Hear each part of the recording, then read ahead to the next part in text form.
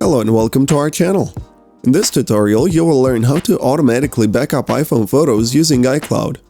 If you want to keep your photos on the cloud and save from any loss of a device or share it across other devices, you should consider using iCloud Photos. This will automatically keep every photo and video you take in iCloud. To enable this, go to Settings and tap on your iCloud name. Go to iCloud, Photos, turn on iCloud Photos. You can also choose to either download and keep the original or optimize iPhone storage. The latter option will download high-res versions of the images as soon as you open any image. Keep in mind that any change you do to any images will be reflected on your other devices.